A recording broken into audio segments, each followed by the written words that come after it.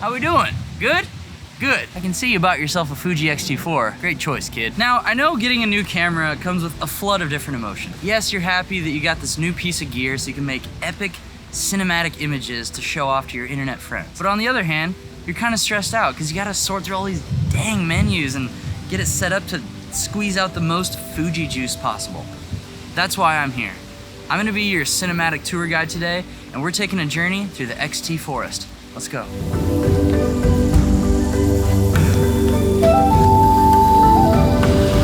Now, maybe you're a beginner camera boy, or maybe you're pretty advanced. Either way, when we finish this trail through the XT forest, you're gonna leave having the juiciest image quality possible from your Fuji XT4. Before we can squeeze out that super yummy footage from your Fuji XT4, we gotta make sure our menus are set up as clean and efficient as possible. Can I get some amens in the chat to the Fuji gods? They graced us with the ability to set up our own personal custom menu in the XT4. Start by hitting the menu button and go to Start by hitting the menu button, scroll down to the little wrench, go to user setting, then click my menu setting. I'm gonna give you a list of the only settings you need in this menu. And obviously you can add more, but if you did, you'd be wrong. These are the 7 wonders of the Fuji XT forest. File format, movie mode, movie compression, full HD high-speed recording, 4K movie output, IS mode, face eye detection. Yes, I'm reading these off my phone. These are the 7 wonders of the Fuji XT forest. Don't forget them. So you memorized the 7 wonders of the XT forest, and you considered probably even getting them tattooed on your butt cheeks. I commend you, kid. The next step is to dive deep into those dank-ass little menu items and get them set up to squeeze out the freshest Fuji juice possible. This part's really shaky. To get 4K and 10-bit color, go to the codec in your custom menu and select MOV/H.265. It's that easy.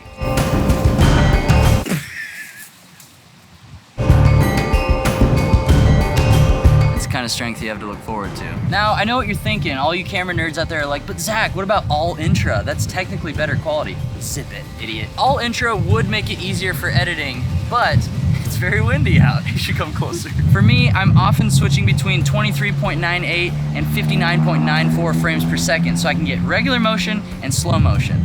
If you use all intra, you can't shoot internally at 60 frames per second 4K 10-bit internal to the SD card. But if you leave it set to long op, you can switch between 23.98 and 59.94 seamlessly in your Q menu.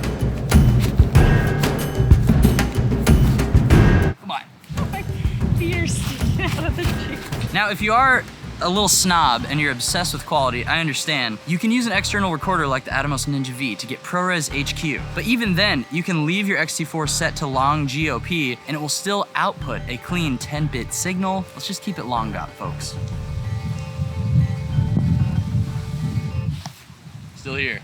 If you want to be getting the creamiest Fuji juice out of your XT4, you gotta be shooting an F-Log. And before you HLG goblins start barking at me, hear me out. HLG sucks. That's it. Let's move on. Click on the little movie icon in your menus, head down to F-Log recording, and set it to record in F-Log on both the SD card and HDMI. Also, make sure that your 4K movie output setting is 4K for SD card and HDMI. It also doesn't hurt to hit the IQ setting and change your sharpness to -4. That way the camera isn't working any harder than it needs to for optimal Fuji juice. And we don't need all those settings in our custom menu. It's just kind of a one-time set it and forget it so you don't have to worry about it in the future.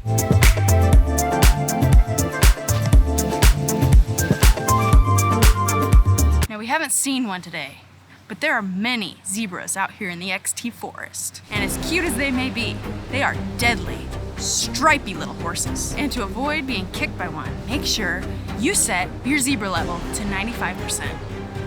Is that stupid? No, that's great. Okay. That way you'll know if your highlights are blown. Now, I'm gonna leave the autofocus and audio level settings up to you because honestly, it's all up to what microphones you use, what lenses you use that determine how those things work. And frankly, it's not my friggin' job, cowboy. What I can tell you is that I have my dial settings tuned for maximum cinematic glory. We're gonna get into that. Here I go.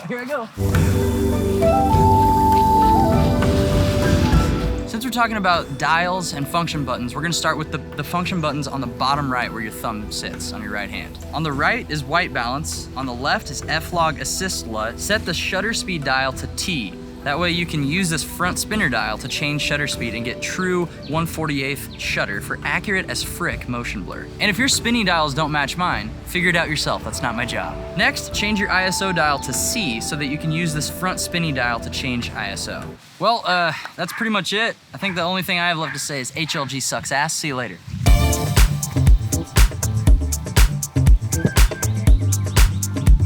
What a loser. Autofocus test. I hear zebras. Oh my gosh, all the zebras! Hi, my sister got mauled by zebras, and I'd like to shout out 2 of my top tier patrons. These wonderful people pay $9 or more to support me every month, and it blows my mind. So shout out to Josh Huey and Joel Thomas. Bless you boys very much, and I'll see y'all in the next vid.